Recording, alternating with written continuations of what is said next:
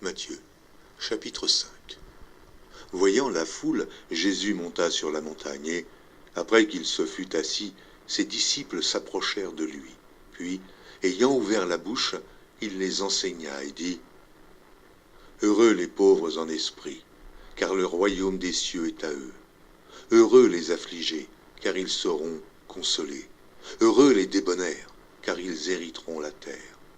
Heureux ceux qui ont faim et soif de la justice, car ils seront rassasiés.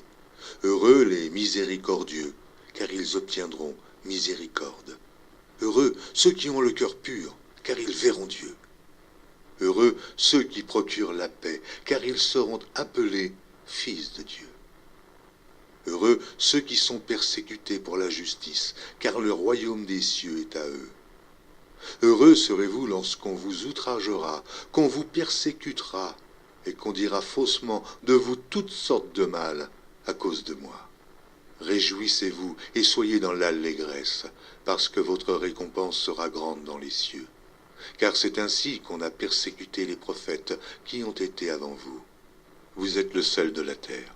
Mais si le sel perd sa saveur, avec quoi la lui rendra-t-on ? Il ne sert plus qu'à être jeté dehors et foulé aux pieds par les hommes.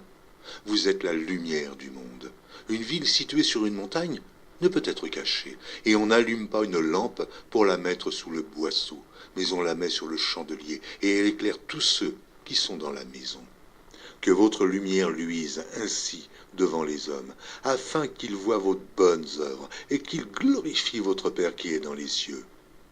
Ne croyez pas que je sois venu pour abolir la loi ou les prophètes. Je suis venu non pour abolir, mais pour accomplir.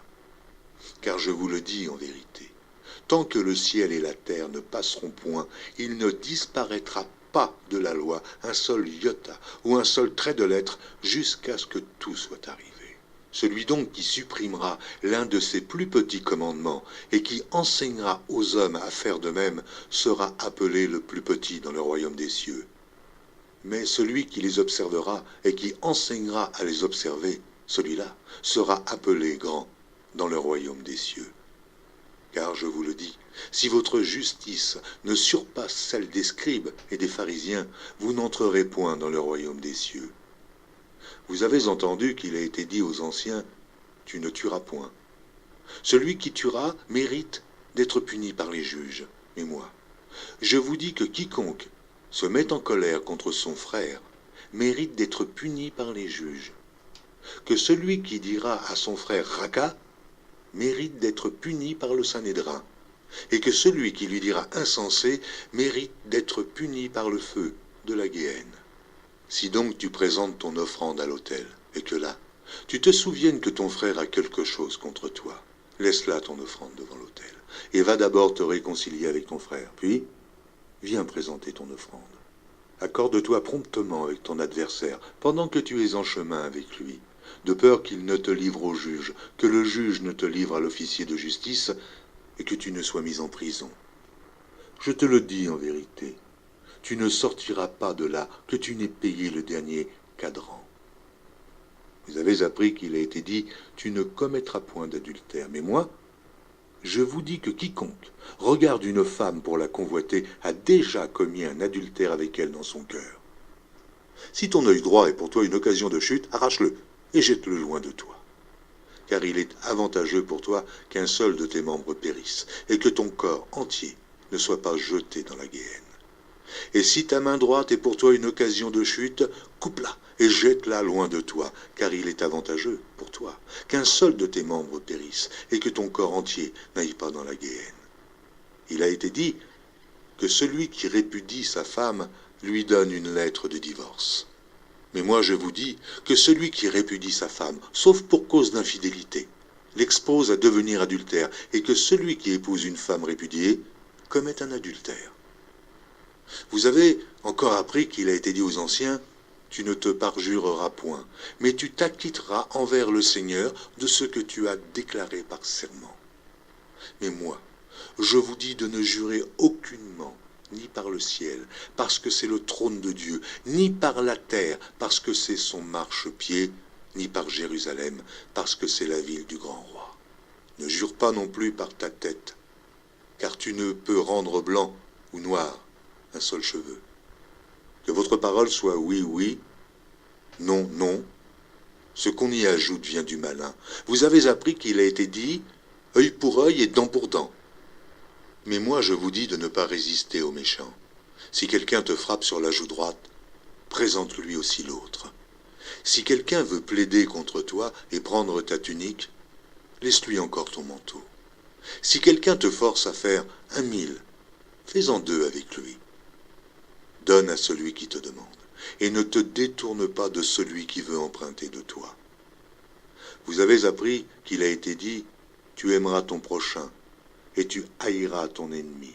Mais moi, je vous dis, aimez vos ennemis, bénissez ceux qui vous maudissent, faites du bien à ceux qui vous haïssent, et priez pour ceux qui vous maltraitent et qui vous persécutent, afin que vous soyez fils de votre Père qui est dans les cieux, car il fait lever son soleil sur les méchants et sur les bons, et il fait pleuvoir sur les justes et sur les injustes.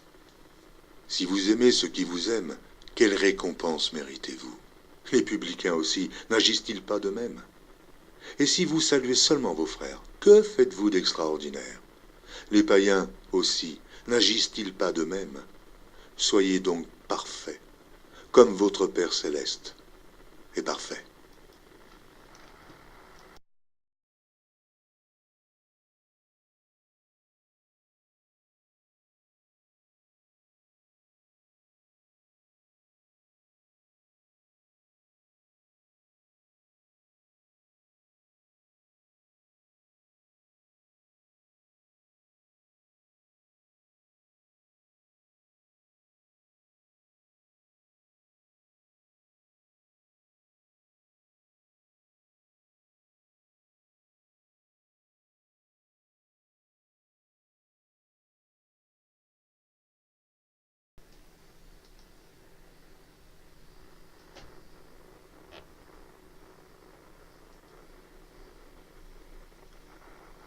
Chapitre 20. Alors Dieu prononça toutes ces paroles en disant : Je suis l'Éternel ton Dieu, qui t'ai fait sortir du pays d'Égypte, de la maison de servitude. Tu n'auras pas d'autre Dieu devant ma face. Tu ne te feras pas de statue, ni de représentation quelconque de ce qui est en haut dans les cieux, de ce qui est en bas sur la terre, et de ce qui est dans les eaux, plus bas que la terre. Tu ne te prosterneras pas devant elles, et tu ne leur rendras pas de culte, car moi, l'Éternel ton Dieu, je suis un Dieu jaloux, qui punit la faute des pères sur les fils jusqu'à la 3e et à la 4e génération de ceux qui me haïssent, et qui usent de bienveillance jusqu'à 1000 générations envers ceux qui m'aiment et qui gardent mes commandements.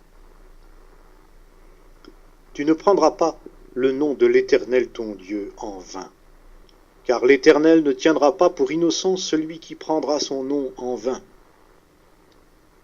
Souviens-toi du jour du Shabbat pour le sanctifier. Tu travailleras 6 jours et tu feras tout ton ouvrage, mais le 7e jour est le Shabbat de l'Éternel, ton Dieu. Tu ne feras aucun ouvrage, ni toi, ni ton fils, ni ta fille, ni ton serviteur, ni ta servante, ni ton bétail, ni l'étranger qui réside chez toi. Car en 6 jours, l'Éternel a fait le ciel, la terre, la mer et tout ce qui s'y trouve. Et il s'est reposé le 7e jour. C'est pourquoi l'Éternel a béni le jour du Shabbat et l'a sanctifié. Honore ton père et ta mère, afin que tes jours se prolongent sur la terre que l'Éternel ton Dieu te donne. Tu ne commettras pas de meurtre. Tu ne commettras pas d'adultère. Tu ne commettras pas de vol. Tu ne porteras pas de faux témoignages contre ton prochain. Tu ne convoiteras pas la maison de ton prochain. Tu ne convoiteras pas la femme de ton prochain, ni son serviteur, ni sa servante, ni son bœuf, ni son âne, ni rien qui soit à ton prochain.